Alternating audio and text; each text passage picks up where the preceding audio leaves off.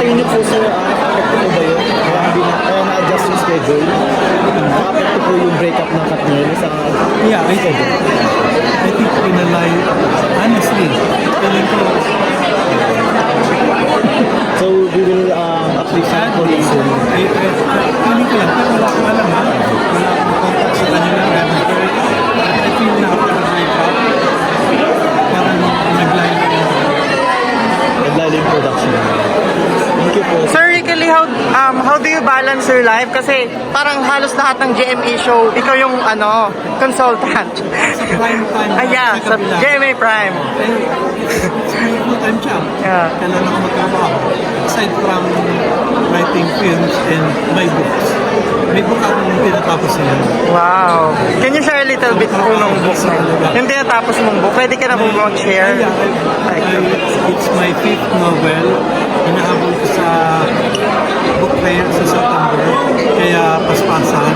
We have to go to press any day now. Okay naman siya.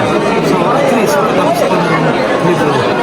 Any reaction naman po na you're one of the consultant nga po sa palabas sa GMA Prime, yung inaabangan Pulang Araw and also the Widow's War, lahat mga trending araw-araw at maraming nanonood. Any reaction about it po? Siyempre part ka po ng success, no? Masarap pakiramdam na part ka ng shows na maganda. Modest aside, maganda. Widow's War and Pulang Araw. Pinagpaguran talaga, lalo na yung Pulang Araw. You can see all the hard work. Every single detail, andun, binusisi. So, masarap sa pakiramdam. Also, masarap sa pakiramdam na ang daming nag-feedback. Kasi, di ba sumabog na ang TV, ang dami na platforms eh.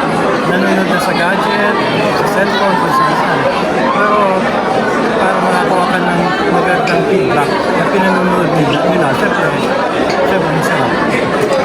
So, you work many many celebrity industry na including Alden po sa Pulang Araw, Catherine Yes. Bernardo. And ngayon may movie sila together. So, ano po yung reaction niyo na yun? Magkaka-movie na nga po silang dalawa. Yung Hello Love Again. Sino? Si Alden and si Catherine kasama sa movie na. Well, exciting, di ba? Exciting na wala na yung dating mga harang na pag-ABS lang siya, pag-Sino lang, pag-Gmail lang.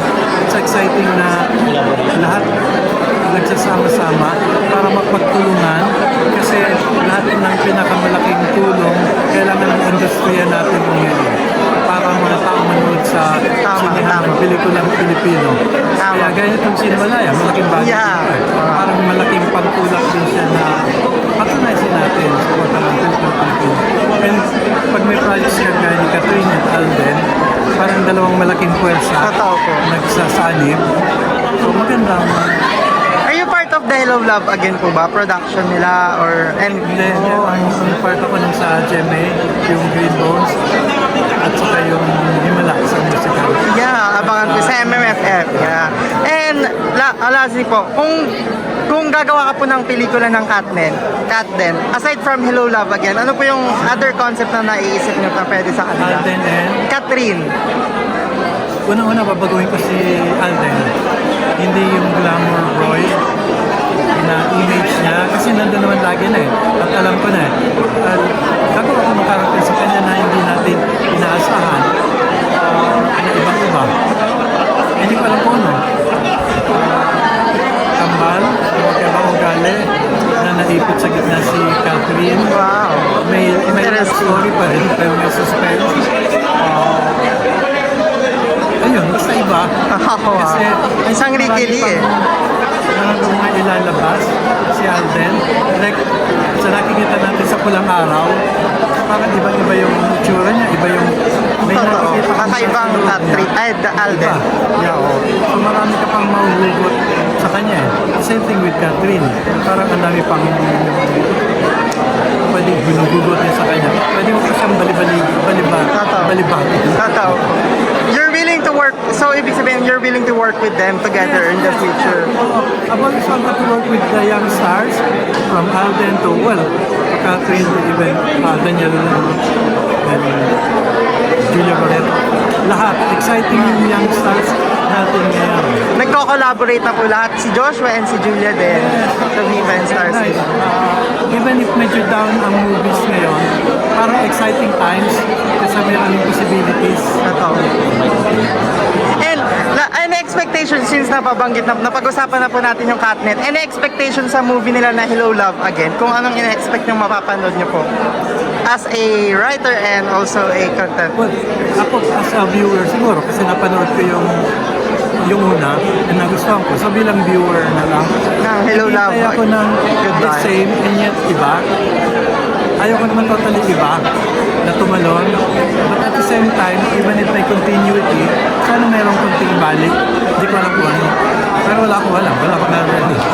Pero nag-expect po ba kayo ng mas more intimate scene with Kat din doon? Yes, Ganon? I think she will do it. I think nasa hinog na naman yung panahon at yung career niya para gumawa ng gano'n. I think she'll do it. I don't know, but I think she will. Ayun.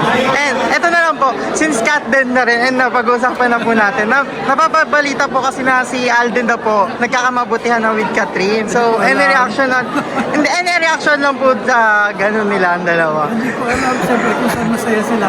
Good. Ayun. Pero wala akong alam.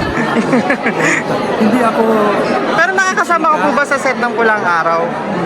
nakikita kami ng press ko, nakikita kami ni Alden, pero hindi naman kami yung kwentuhan level. Pero ano po napapansin niyo po ba kay Alden? Gawin po ba siya sa work? Ganon. Ay, si Alden man always been very kind na tao. Sa set man, sa labas sa set. Hindi sa pagkakakilala ko, kundi sa pagka-narinig ko sa mga katrabaho niya. Mabait siyang tao. And sa akin, personal experience ko, hindi ko siya kilala, pero nung book launch ko ng short stories ko online, pumayag siya na maging isa sa mga readers. At ang hirap-hirap sa akin kasi short story, hindi script. Pumayag siya. Pinagbigyan, hindi ko siya kilala that time. And then nung na-meet ko siya, mabait. Alam mo naman ang tao pag mabait. Tataw. Alam mo naman ang tao kung totoong tao eh. Tataw. So, boto ka po ba if ever kay Alden kay Catherine? Para kay Catherine. Hindi, boto ka ba sa kanila if ever? May karapatan na. Hindi, as ano lang naman po. Kunwari, fan ka po kasi ng Hello Love, Goodbye, diba? Ganun. Napanood niyo po yung palabas. Yun nga, kung saan sila masaya, nasaan ang feelings nila, I think we should support and encourage. Ayun. Yan, thank you so much po. And anything to promote po ba? Or abangan po namin sa iyo, Sir Kenny? Yeah, may dalawa akong pelikula sa Metro Manila Film Festival. Yeah. Green Rose, GMA Pictures, and then Himala, isang musical. Ni Pepe Giacomo. So, sana panoorin natin lahat. Hindi lang yung dalawang pelikula namin, kundi lahat ng pelikula sa Abangan po namin yung definitely. So, yun, thank you so much po, Direk. And thank you po.